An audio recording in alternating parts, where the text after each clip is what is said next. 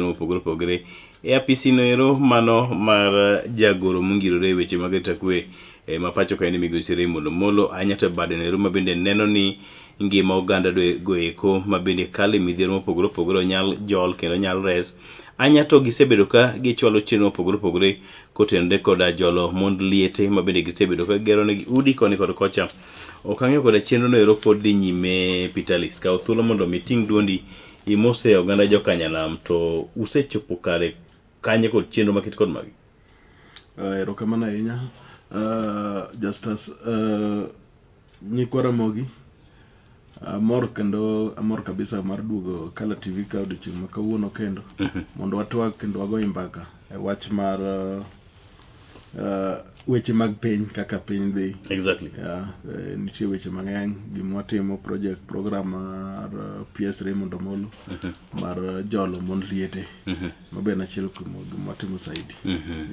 To lerwa ni chenro ni nochakore kinde mane tang'o mieno chako chenro mar kata Raymond nono ni ber mondo machak chenro mar jolo mond liete. Chenro ni ne ochakore immediately mane PS Raymond Omolo no assume office kano oseyiere gi president mara Dr. William Samoei Ruto. Raymond Omolo kako osebedo kowacho kata kaka ung'eyo Raymond Omolo ne odongo kaka nathi kich ma ne odongo gi min gi kende. And no oneno gik mang'eny ma min gi kale kata ne undergo by that time and kane oyudo nafas ma okete office ma entiere sani to neno ni mondo odwok lwedo. Dwoko lwedo achiel kuom gi en ni mondo odwok lwedo e gwenge montiere to being kaka ng'ama nodak gi min gi kende as a widow ne oneno ni that's the best place to start with because the widows are really going through a lot frustration mang'eny and samoro gi paro be tok wito weg pargi mane samoro telonegi e yore mag yuto gang'o ginigo. Koro mano miyo Raymond Omolo neno mondo ochak higa mar 2023. En chenro mosechiedho yo machalo nade time mane gwenge ma Nyanza kende koso lak nyaka tung piny Kenya koni kod kocha. Okay, gisani wasebedo kana wachake e gweng' ma Nyanza ka ne wachake wasewuotho e gwenge ma Kaluo ka sub counties koting'o mage wasewuotho kaka Kaluo kae wasewuotho wards te mantiere. Oh yes, that's great. Onge ward ma pok wadhi kata achiel. Onge ward ma leave alone sub county the ward all the wards. Peterlis uyudo ka mine gi kineni state mar ngima machalo nade pimnwa scenario in case samoro mga kodgi mokwongo okongo ipenjo penjo moro kanye pok atieko dwoko mar wadhi oko. Yes. E Luo Nyanza kaka wacho wasewuotho all the wards wan gi groups at least ma wase impact their lives wase miyo gi some empowerment money manyalo konyogi capitation manyalo konyogi in every ward. Oko wasedhi oko wasedhi Eastern Province, wasedhi Western Province, wasedhi Rift Valley, wasedhi Central Province. Mago kuonde ma wasewuotho kabisa gi program mar Widows Empowerment Program. Ahinya dala kata kiwuotho oko dala wiyi ok wilgo. Emomiyo pod wago tawa pod wang'eny e piny Luo kaendi kabisa nikech mond ruodhi kata mond liete pod ng'eny e piny Luo ka and watemo mana jiwogi kendo puonjogi kendo ng'iyo kaka wanyalo eneza ngimagi mondo odhi mbele. And that now bring us to ere kaka inyalo pimonwa case in scenario uyudo ka miyo moro ne ngimane ne chalo nade to ere kaka ulocate jogi.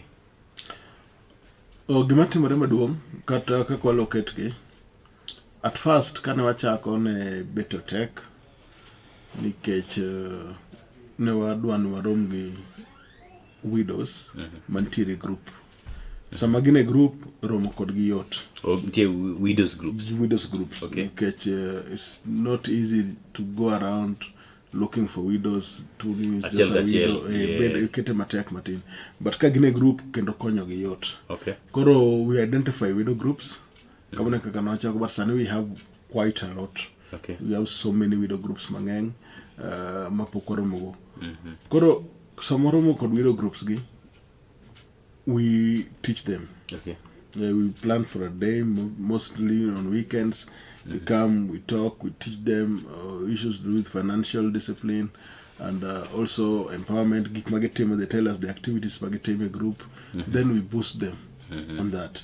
Nitiere groups mang'eny mag mon liete mawaseyudo nokomigi pesa moko ntimo nyiewo gik moko manyalo konyo nitie joma timo catering, nitie joma be hire ga kombe gi tents, wasemiyo kombe gi tents, nitiere ma wamiyo pesa mar table banking and that's the basic thing watimo. Okay. Wamiyo gi pesa cha mondo konygi e hola nikech mond liete kata mond ruodhigi iyudo ni e ngimagi mapile pile ohala magitimo gina ala under swekra most of them na under swekra matindo gi Small scale business. kabisa miyudo ka samoro dwaro mana waro a lot odhi us godhiambo ka ng'ose uso tango yud gimo dok ge ot koro kingero jago timo nade moro ka samoro ni tedo kata chapat kata tedo en hotel bro madondo koro once you give them that money makoro kata ko hole group kanyo kata ko hole 5,000 to jogo bikete ge pressure kaka jo Shylock kata Masai keto go nikech mago jomong'e and understand situations ge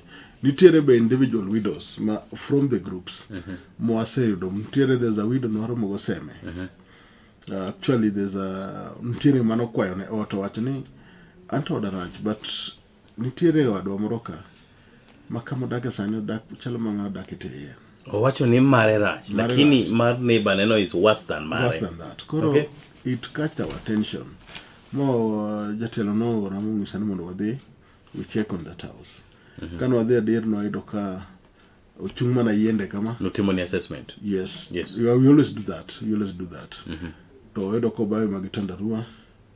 Uma mabati moko machwe en gi nyithindo ka karibu 4 gik mageninde nyoro ido ko golo oko nikech koth ochwe ituo kama dangi ne ot kanyo be chwe koro we saw it and we were almost like in tears and nen gima very very painful koro through that mama no sani kidhi seme tido ka en ngimane oloko decent life kabisa nikech Piers Raymond Omolo notemo mogero ne ot manyien kendo maber manyasani moketo ne nyaka furnitures oketo ne nyaka tangi mar pi en nyaka tap kanyo gima ne olokre nyiewo ne gimoro amora nomiye nyaka pesa matin be monyalo boost go maisha chako go anla moro matin nathine mane dhi school be no ochul the school fees. Okay. Nen gi rawera mane ni school? Yes, nen gi nyako mane somo school moro same kanyo. Okay. Yes. Ere kaka penjo maduong' ma jokanyana bedo gagoni to yudo unade kech samoro oganda nyalo wacho ni mondo mi wuothi kendi tudri kod jagoro Raymond Omolo samoro kunya bedo mayot ji tema nyalo yudo thuolo mar kata mbeko kode to ng'ato samoro nitie maneni tung piny Nyanza to samoro en institution na to kin malaika ing'e nana dear. Yes. Kaka yudowa wantiere yore mang'eny miyudowa godo. Mokwongo wan kidhi e Facebook timanyo wan gi social media handles wan gi Facebook ibro kanyo Widows Empowerment Program ibro neno gik motimo every week we always post and every day we always try to update kata highlight gik mosebedo kwatimo from there inyalo reach to us on that nini wantiere TikTok wantiere Twitter koro mago social media handles platforms minya yudo mayot kowe weche moko mago simu achiel kachiel koro simu be nitiere namba makidhi kanyo tibro yudo namba moro kanyo mabe you can easily reach out and in most cases it's just better to send a message. Nkich message samoro ntie joma are just handling these walls manyalo kabisa time maber anything more in fact nitiere groups maseromogo from the mostly through the social media. Neno mane minyalo wacho kata kinya wacho ni be nyaka ni chak tudri koda migao maket kod magi ang'o ma samoro mori ga e chunyi ka samoro dok kata ot yweyo Is there anything ma samoro mori ga minyalo siemo ni samoro setimo loko ngima ng'ato? Yeah, just satisfaction to ni nathi moro ma ne onge gi kwe kama ot maber, nathi ma ne ok nyal nyiso osiepege kata joma somogo ni wadhi ot, nikech ong'e ni ot onge. Yeah, there's a scenario in Nyatike ma there's a widow iluongo ni Pamela, iluongo not Pamela, iluongo ni Evelyn. There's Pamela also be in Nyatike. Masegero iluongo ni Evelyn, and Evelyn ne onge ot totally, odak gi nyamin gi, to en gi nyithindo karibu 4-5. You can just try to figure out kaka nowinjo. Ore mondo molo kane wach ne owuok, kan nokwayo mowuoyo, it went viral kabisa, kan owuoyo kan okwayo wach ot. Ore mondo molo went and purchased a land for her, built a house. Maso ni kata mana lo moro ma chomo yo nongego. No onge anything, nikech miyocha Evelyn ne kane wuon pare otho, to jodalagi wuon pare ne oriembe, momaye gimoro amora. Koro no onge option but to dhi kama nopano nyalo manye gimoro matin tin mondo eka kako nyalo feed nyithindo. She went to her sister in Sorry. No bet gi sister ne kanyo, to osebedo kanyo kuom higni buora. Yeah. Koro when Raymond Omolo came through, to nyithinde ka be kano chop, they did not believe. In fact, even the day man we were opening the house, they still couldn't believe this was the house. This is the house now. Now they have somewhere they call home. Yeah, koro maga some of the things ma kidhi kata nindo to yudo kimora mora. Nido nathima ok dhi school ma upurchase ne uniforms, utere school, mochako somo, osomoro dhi otimo penj. There's some ma nche nyiswa ka we paid school fees. Raymond Omolo paid school fees for them.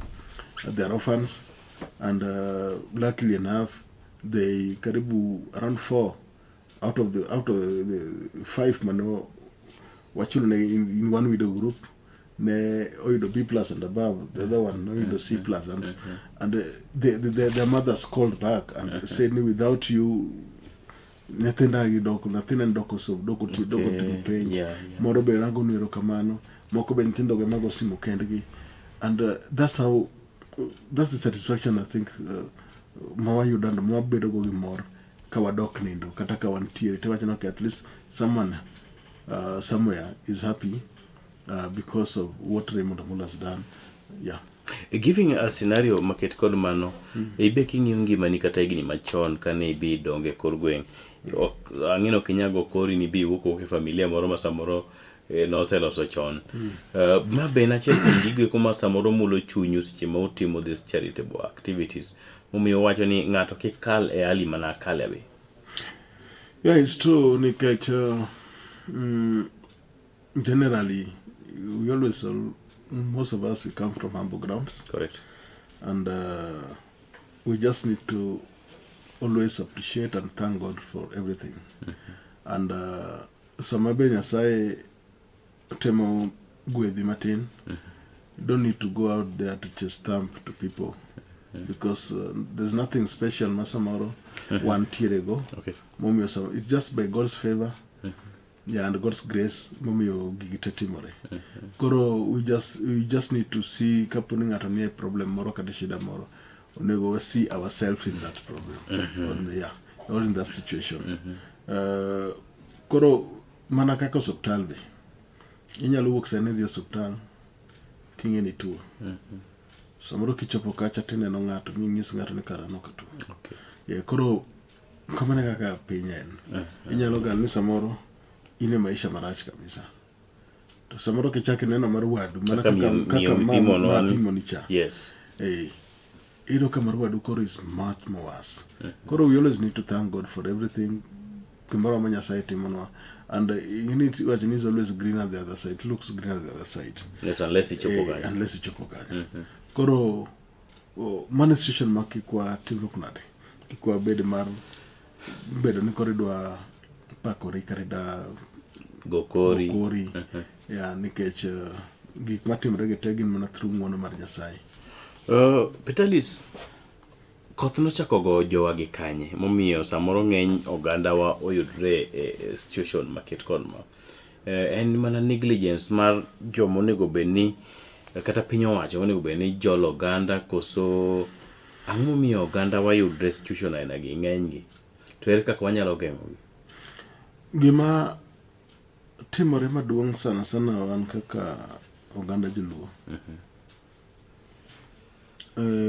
Gimoro osebedo ga ni wang'iyo kaka an Peterlis koro ni an gi koro ka aketo madam ni en obeda ot. I'll do everything.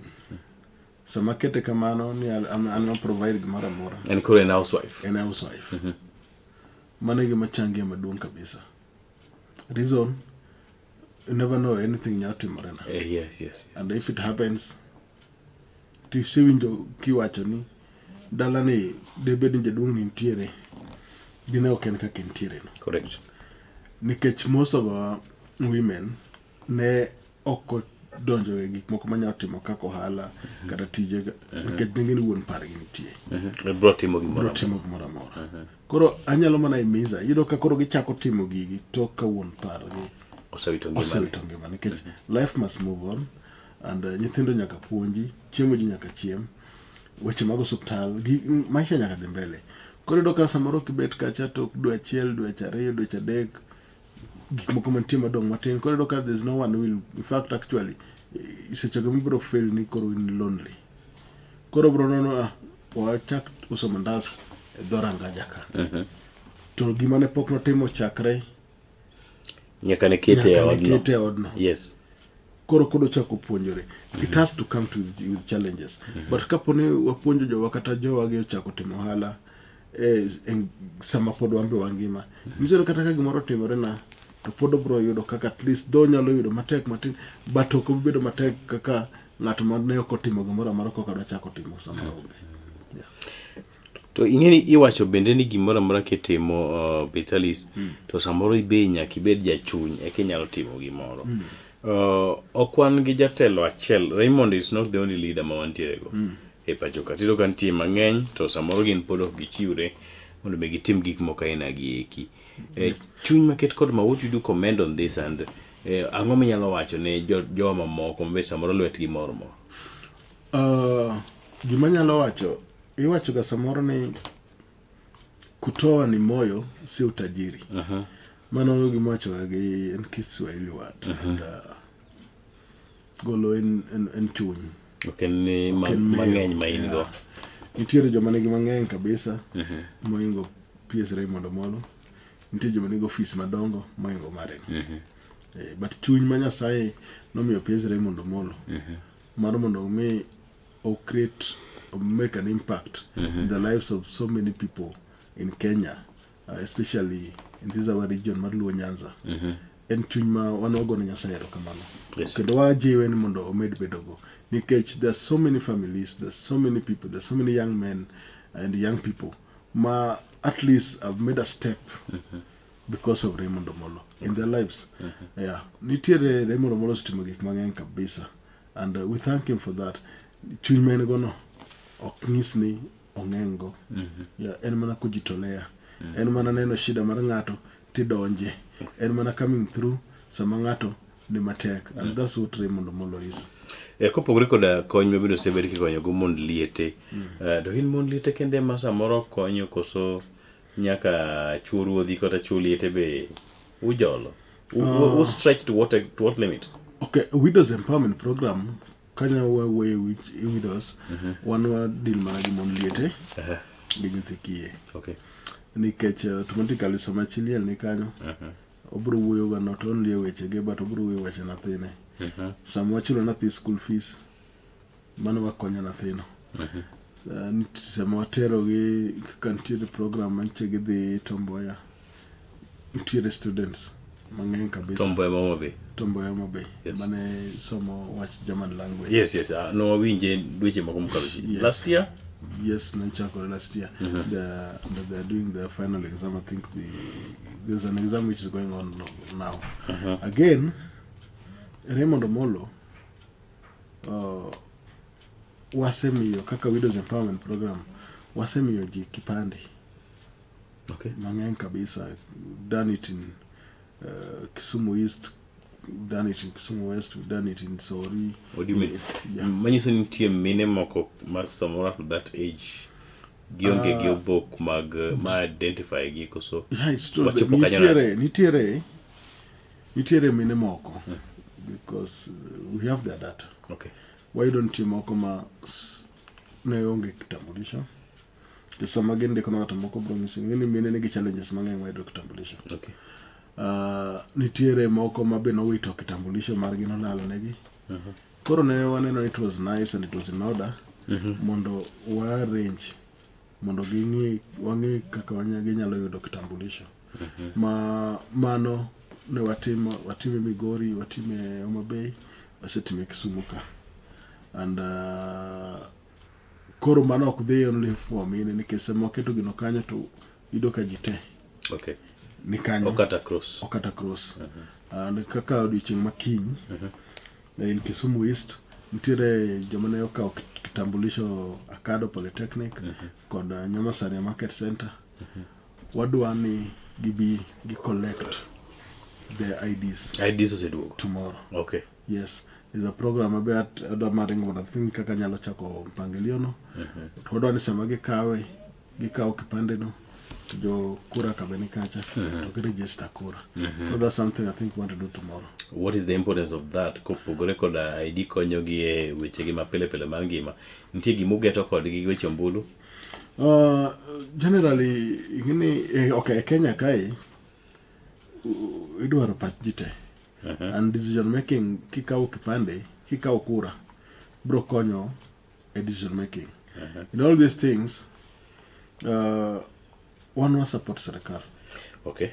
And kichwa support serikal wadwaro ni mondo kijende mang'eny okaw kura chako kaw kipande. Okay. Wadwaro ni gibed part and parcel mar bro make decision in 2027.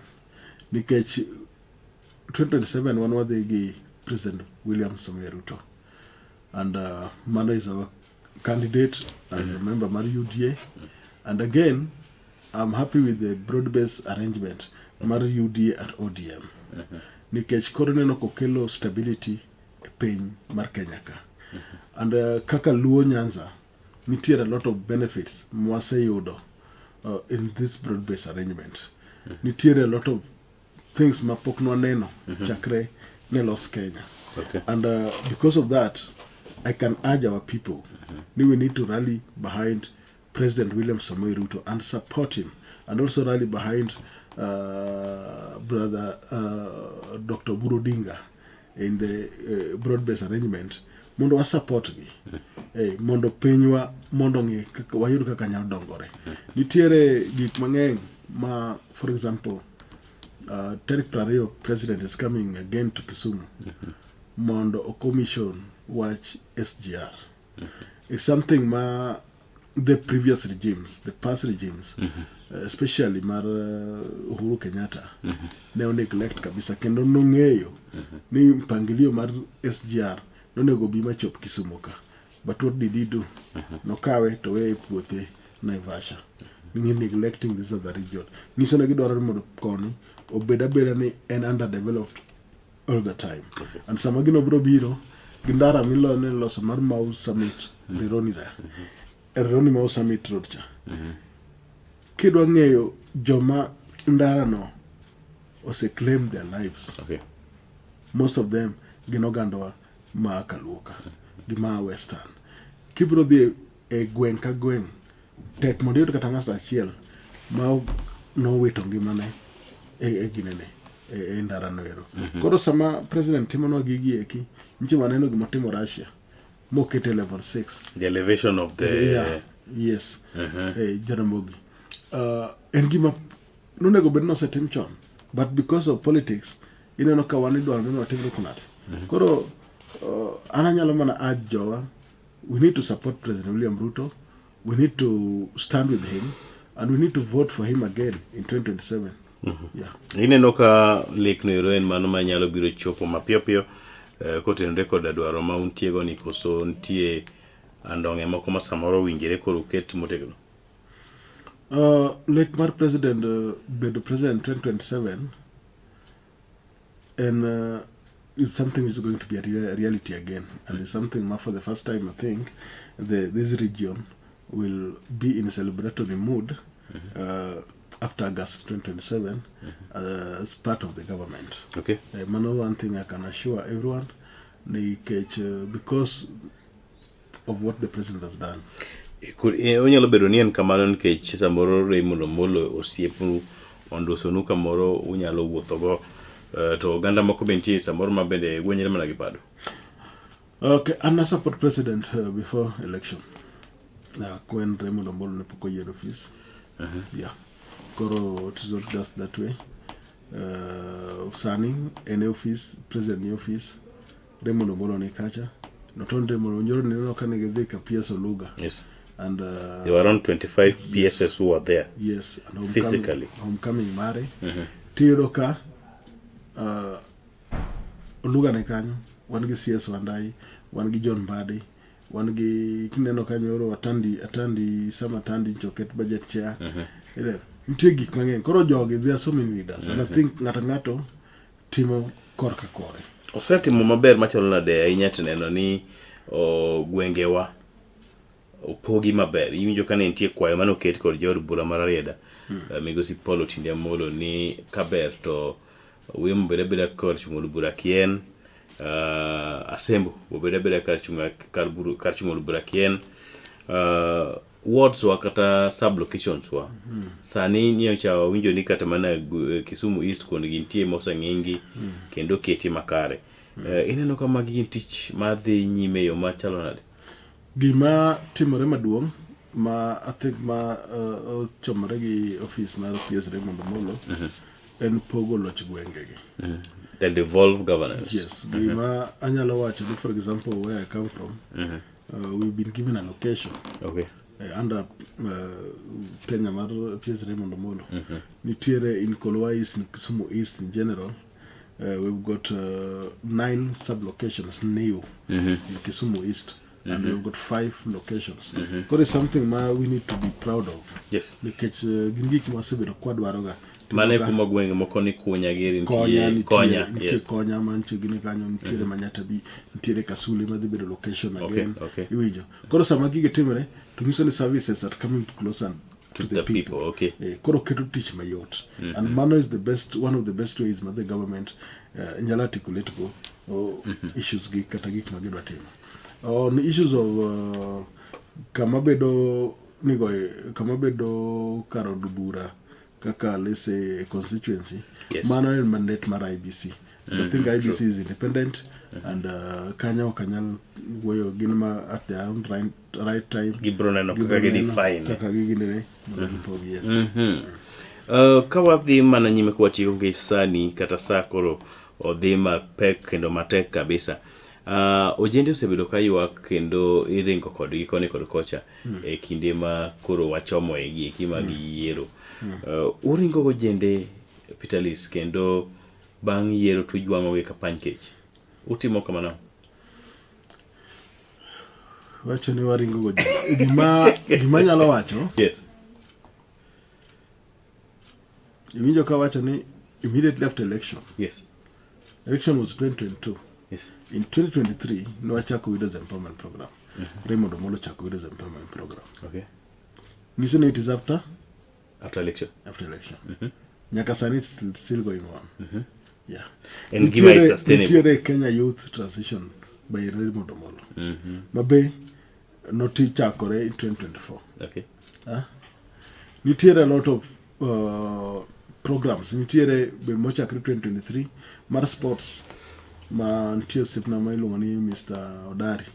Chiwo uniforms apani sineno mag Dr. Raymond Omolo. Ko support teams matindo mag youths gi. Yes. Iwinjo. Mano chako in 2023. Koro the notion moro miwacho ni immediately after election jogi biro dumped is not true unless ni someone else ni josiasa tiyo mana gojende. Yes, koro Raymond Omolo ok jasiasa en otimo at least otimo empowerment otimo mondo empower jowagi nikech gik mane otimo gete be onge kare mar tich de be no atemo mar chakende to ginene ete mowacho ni dine migosi Omolo beda jango wonya ma en ong'iyo mana ode gi nyithinde kende gi osiepege di koro gigi ok timre mano miyo nawacho ni Nyasaye nomiye chuny mar chiwo and chuny mar Nyasaye miyo wan wagono Nyasaye erokamano kabisa kendo mondo mede kendo Nyasaye mondo mede mang'eny. Ibisa ringo tok jasiasa? Ringo tok jasiasa asebedo gi joma support. Correct. Yes. Asebedo gi joma support mang'eny. Ing'eni nitie support ng'ato gi ideologies Peterlis. To nitie lire gari ugo mau. Those are two different things. Okay, I thank God ne okang'eyo koro kagine but there's one thing I'm always good at. I talk to a lot of people. Yes. And I also have some control of some areas. Koro I've been a coordinator Maximum used to certain governor. I've been a coordinator Maximum for a certain senator sometime in 2017. I've been also in Kolwa Central for an MCA. Koro kama ne kasi bedo ka kiringo maso ni intie line nimi kian aloka nikech koro mano sebedo and this time around we supported the president last time and Kisumu East, I'm proud to say ni Kisumu East emano go kura ne President William Ruto mang'eng moingo any constituency in Nyanza in Low Nyanza. I would like mondo wadhi mo maintain that number one. Sani koro anwa kwada gone mang'eny ng'ata koro dwano gone Ruto kura but odani kaka nwakaw number one cha Kisumu East you maintain that one. You take a lead Kabisa. Lastly, ang'o ma di wach ne ojende ma samoro itiyogo e kelo weche mag tulo, actually not in the camp of Bwana Raymond generally. Ise in ng'at ma samoro osewuothe neno ka gige samoro konyo jendewa thoe mawuok e Peterlis. Gima nyalo kwayo kendo wacho ma ne kijende kata youths. Jasiasa kik ti kodi marach. Jasiasa kik kawi kaka tool mar dhi cause chaos. Nikech samo otimo kamano oori ira biro kelo vurugu samare gima natimo kata ora iri abiro ketho gima notimo to en Nairobi. Yes. One tidalaka. Samado akwayo gimoro kata ka inyora kamoro to ing'eni ne ma immediate neighbor. Yes. Maneno. Seche mag moro timre na ndara to kalo to kinena tini biro chung' motinwade ikonya. Sama adwaro kata gimoro matin adwaro kata pi modho moro to ng'eni ne ma aneni machiegni sate. Let us not do things nikech samoro mi wasling 1,000 kata 500 kata 2,000 ni mondo wadhi wakos chaos kamoro. Let us avoid the politics marach mar kelo koko e gwenge kata meetings madhi mbele mag jomoko. Politicians kik ti kodo marach. We have got a future. All the youth have got a future. Identify talent ma intiere go. Sani piny at least ido ka ji chiemo gi yore mang'eny Gi talanta mich magintie go. Mich magintiere go. Identify mich ma intiere godo and please work on it. Some people also think nitiere kaka inyalo play part in politics through the talent that you have. Mich ma intiere godo nitiere kaka inyalo timnade. Your voice. Kende politics kind. What do you think of joma yenya socials? Joma yenyo, again, some things depends with upbringing marangato. I'm sorry to say that. Yeah. Because ngatoka an personally, I don't think it even can get easy for me manda chaki yanyo ngato. We might disagree samoro, ideologies, ideas, and kaka samoro ngaratimo gumoro. But getting that personal mar chako yanyo ngato to I don't think that one is in order. I don't think it is good. Inyalo mana wacho pachi pogruok mar paro en gima nitiere. Inyalo mana wacho ni anto neno mondo time kama, neno mondo time kama. Nikech after all, this thing is not a national anthem. Maji te wero gimoro achiel. Ji nyaka bed gi paro mopogore. And mane makelo dongruok. Mane momiyo Kenya osedhi kata make steps mochopo kama entiere ni. Nikech you come with your ideas, ng'at machielo bibiro gi mare, then wang'iyo to you know which one is better. Ere kaka wanyalo better Kenya. Mano kata onego timre kata even our youths. Yes. Kik uneni pogre paro e ng'at machielo kata ok support jatelo machielo. Could you engage into us insults? You engage into violence. Gigo does not pay at all. At all. Ibro dong kanyo chin kanyo ng'acha to bro dhi mbele. Ng'acha ok unge sa ibro noko kawo nyithinde.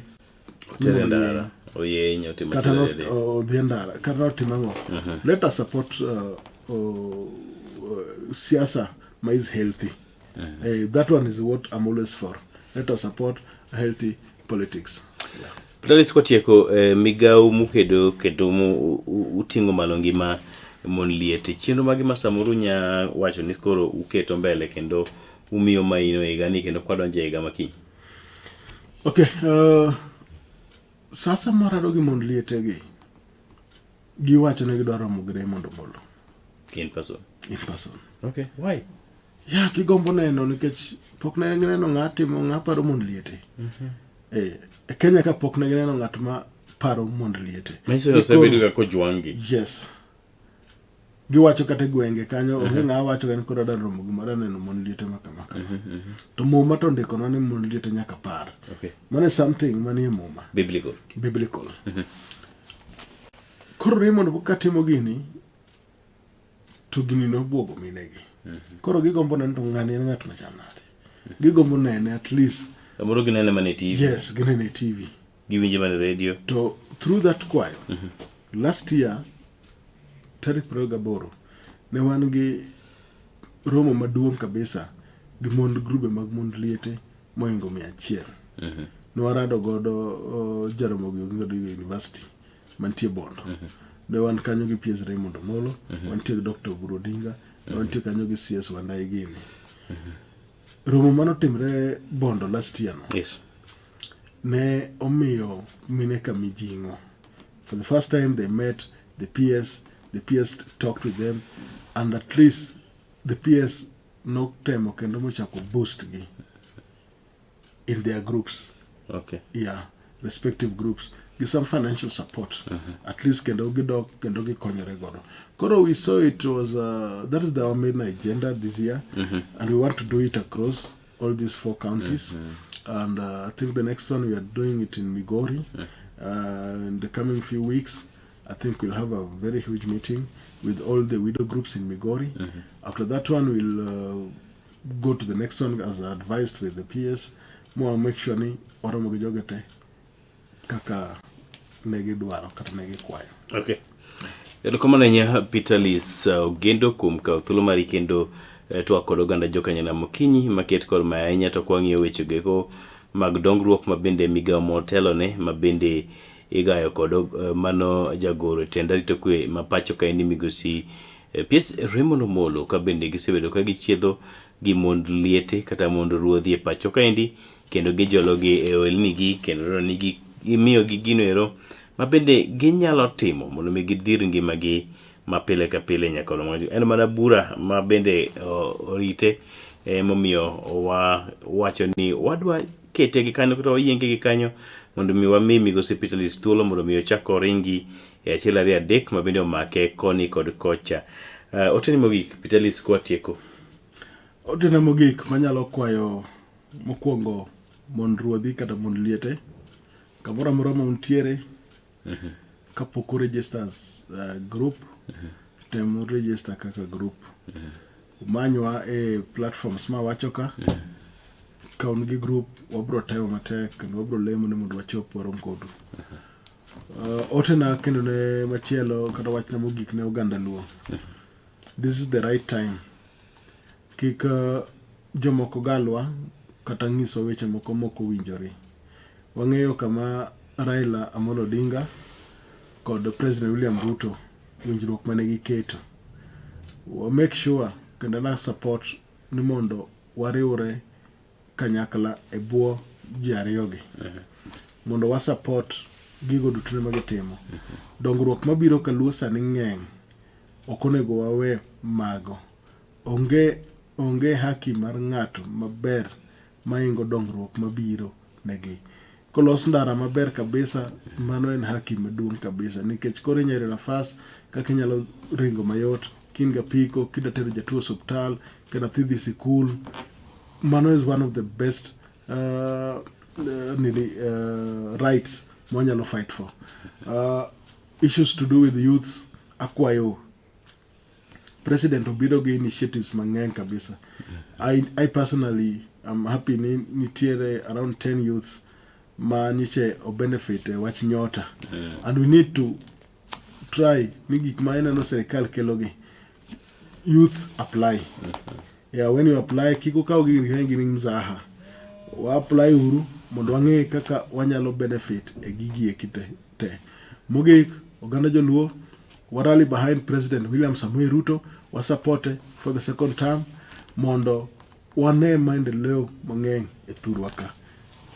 Mane wach mantiere go. Erokamano ahinya Peterlis Ogendo kuom yudo thuolo kendo biro mondo mi twak kod oganda jokanyanam. Kiny edi makit kod ma wan kod geno ni odiochieng' machielo kwa luongi biro yudo thuolo mondo mi chaki bimbek kod oganda jokanyanam. Poch kod pak ne migosi PSRA molo kuom weche geko mag dongruok mabende ochwalo kendo dhi nyime kod timo kotenre kod dwaro mar oganda wa. Wach mar siro jatend piny owacho migosi William Ruto to ubro ng'ado bura ka chieng' kinde ochopo.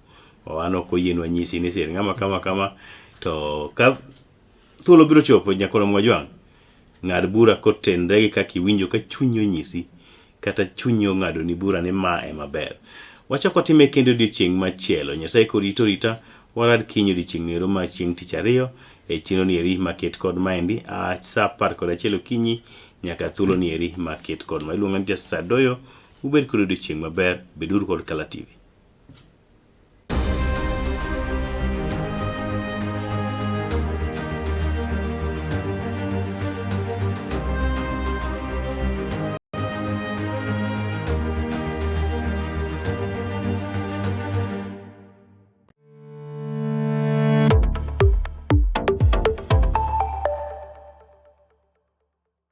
Get ready to elevate your business and any other commercials when you advertise with us. We are not just a channel. We are your gateway to the peak, for we give you the precision and desire to your commercials. Let us be your partner in success, broadcasting your message to thousands of our viewers. Contact Kala TV today and let's make the magic together. Bedo kod odiochieng' marabora e sikunde ka iduogo pacho, yud thuolo mar kweyo pachi kendo bedo gi mor e chenro mar Bang School. Chenro mar Bang School chakore sa 10:30 ma midhiambo nyaka sa 11 ma midhiambo. Kama inene katun mamori, ipuonjori weche mathoth, ibedo kod mor gi nyiero motimo Cathedral. Kik bai, Bang School, chenro manigi mor lilo ne nyithindo duto. Kala TV, machiegni pacho ma e odwa.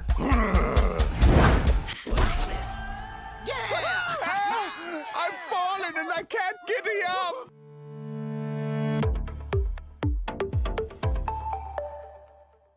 Kendo goyo no siboi kwatho donjo e kanisa nyaka jomihero koro pogore. En gino makare mar chako odiochieng' gi ruoth.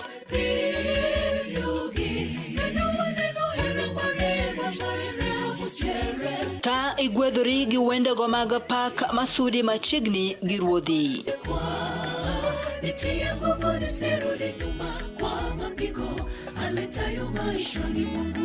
Bende wakelo ni jipo mag muma koda puonjruok mar leson ma itayi gi Pastor Charles Odinde.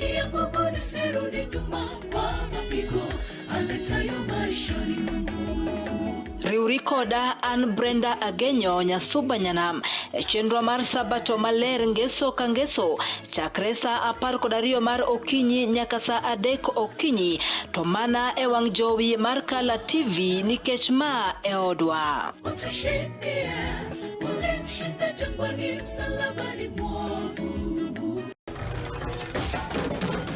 Tok bedo kod odiochieng' marabora e sikunde ka iduogo pacho, yud thuolo mar kweyo pachi kendo bedo gi mor e chenro mar Bang School. Chenro mar Bang School chakore sa 10:30 mamidhiambo nyaka sa 11 mamidhiambo. Kama inene katun mamori, ipuonjori weche mathoth, ibedo kod mor gi nyiero motimo Cathedral. Kik bai, Bang School, chenro manigi mor lilo ne nyithindo duto. Kala TV, machiegni pacho ma e odwa.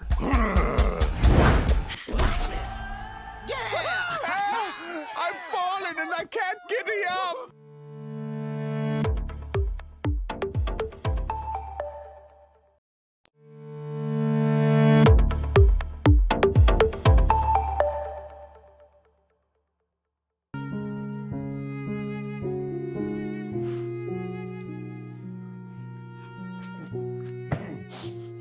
I'm calling and she's still not picking.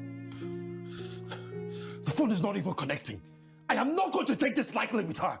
Andy, please just calm down. Why are you telling me to please calm down? What is there to calm down for? Andy, take it easy, man. What do you mean take it easy? You're still recuperating, so get well first and we'll figure this whole thing Look, out. I am not taking anything easy. She used me and she dumped me. And to make matters worse, my friend is dead because of this. You think I don't know this? And this is all you have to say? I understand what you go through. You don't Andy. understand nothing. You don't understand shit. You don't. Just calm down. Tony, Like I said, I don't want any of this. I don't want any of this talk. I don't want it, Tony. Just do me a favor. Lock the door on your way out, because I'm not in a state of mind for this. Andy, where are you going to? You've taken this thing to handle yourself and deal with this. Andy! Andy!